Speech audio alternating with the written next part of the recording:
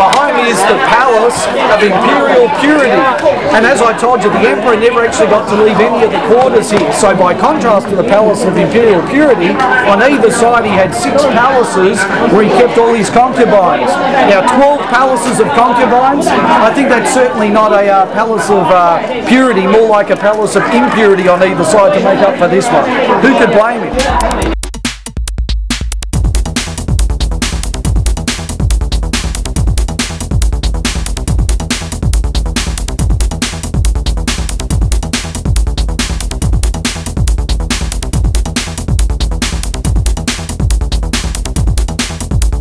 The palace holds close to some 50,000 paintings, 400 of which date from before 1200 AD. This is the largest such collection in China. The Palace Museum's bronze collection dates as far back as the early Shang dynasty in 1700 BC. Of the 10,000 pieces held, over 2,000 are inscribed from prior to 220 BC and the pre-Qin dynasty period.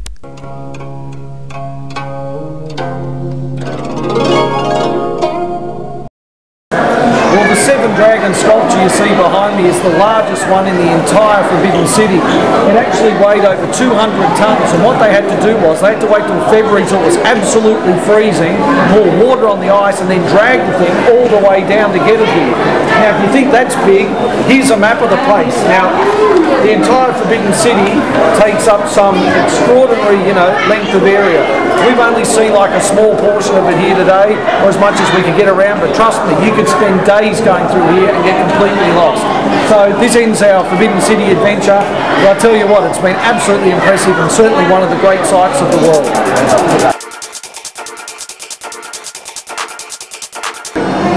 Okay, so of course we've talked about the food here in Beijing. No trip to Beijing would be, finished or complete without a meal of Peking duck. So we're going to get hammered into this Peking duck, which looks good, and see how we get on.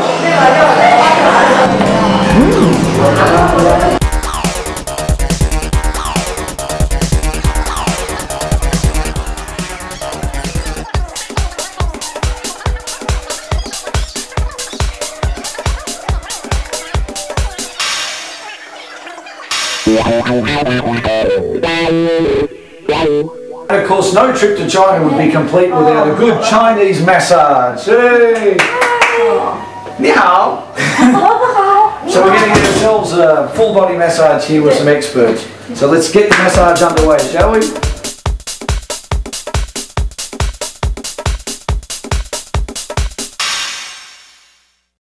Well, the world's certainly a much better place after that.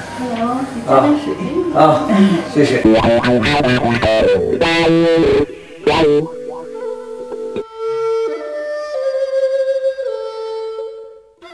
The Great Wall of China, or in Chinese, Wan Li Cheng Cheng, literally means the Long Wall of 10,000. It's a series of stones laid down as a fortification that was used between the 5th century BC and the 16th century AD to protect its northern borders.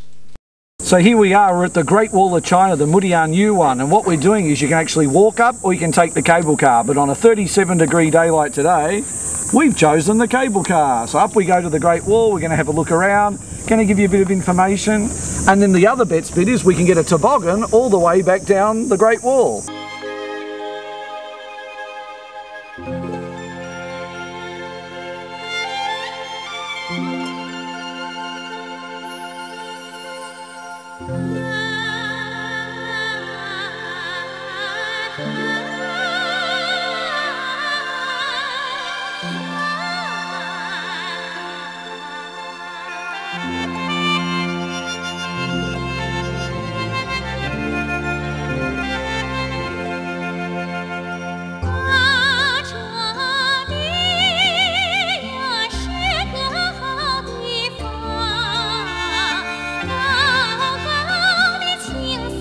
The total length of the Great Wall is measured at 8,800 kilometres.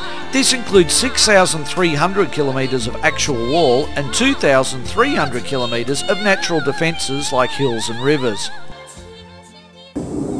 So here we are on the Great Wall of China. We're actually at Yu, which is actually the second part of the wall. There's, Badaling, there's a few different sections. The wall actually never really worked well as a, as a force to repel the Mongolians. What ended up happening was that they ended up bribing their way through most of the checkpoints. But as you can see, it's fairly high elevated, and despite what they say, it isn't actually visible from the moon. So we're going to go for a walk to a couple of the towers. We're going to check out the panorama, and let's get on and walk the Great Wall of China. Let's go.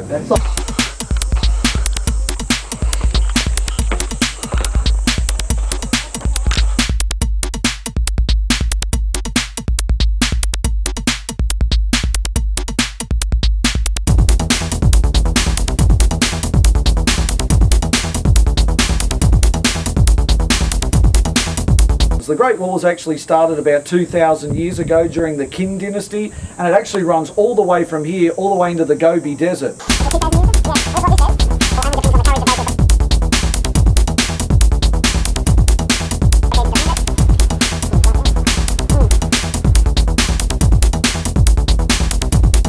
So the Great Wall was actually built in many stages from the 5th century BC right through to the 16th century AD. It stretches from Shanhai Guan in the east to Lop Nur in the west and touches on the inner side of Mongolia.